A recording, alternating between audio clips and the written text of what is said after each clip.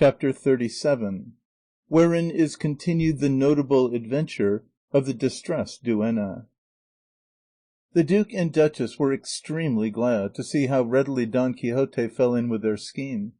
But at this moment Sancho observed, "I hope this señora duenna won't be putting any difficulties in the way of the promise of my government, for I have heard a Toledo apothecary, who talked like a goldfinch, say that where duennas were mixed up nothing good could happen. God bless me, how he hated them, that same apothecary! And so what I'm thinking is, if all duennas, of whatever sort of condition they may be, are plagues and busybodies, what must they be that are distressed, like this Countess Three Skirts or Three Tails? For in my country, skirts or tails, tails or skirts, it's all one." "Hush, friend Sancho," said Don Quixote.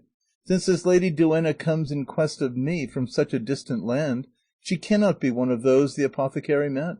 Moreover, this is a countess, and when countesses serve as duennas it is in the service of queens and empresses, for in their own houses they are mistresses paramount, and have other duennas to wait on them."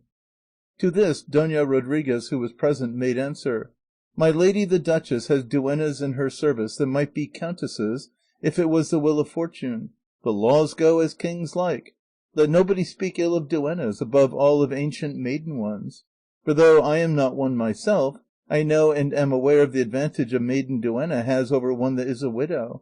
But he who clipped us has kept the scissors." "For all that," said Sancho, "there's so much to be clipped about duennas, so my barber said, that it will be better not to stir the rice, even though it sticks." "These squires," returned Dona Rodriguez, "are always our enemies, and as they are the haunting spirits of the antechambers, and watch us at every step, whenever they are not saying their prayers, and that's often enough, they spend their time in tattling about us, digging up our bones, and burying our good name. But I can tell these walking blocks that we will live in spite of them, and in great houses too, though we die of hunger and cover our flesh, be it delicate or not, with widow's weeds, as one covers or hides a dunghill on a procession day. By my faith, if it were permitted me and time allowed, I could prove, not only to those here present, but to all the world, that there is no virtue that is not to be found in a duenna." "I have no doubt," said the duchess, "that my good Dona Rodriguez is right, and very much so; but she had better bide her time for fighting her own battle and that of the rest of the duennas, so as to crush the calumny of that vile apothecary, and root out the prejudice in the great Sancho Panza's mind." To which Sancho replied, "Ever since I have sniffed the governorship I have got rid of the humours of a squire, and I don't care a wild fig for all the duennas in the world."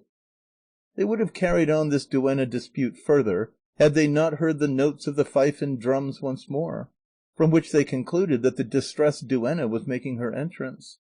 The duchess asked the duke if it would be proper to go out to receive her, as she was a countess and a person of rank. "In respect of her being a countess," said Sancho, before the duke could reply, "I am for your highness's going out to receive her, but in respect of her being a duenna, it is my opinion you should not stir a step." "Who bade thee meddle in this, Sancho?" said Don Quixote.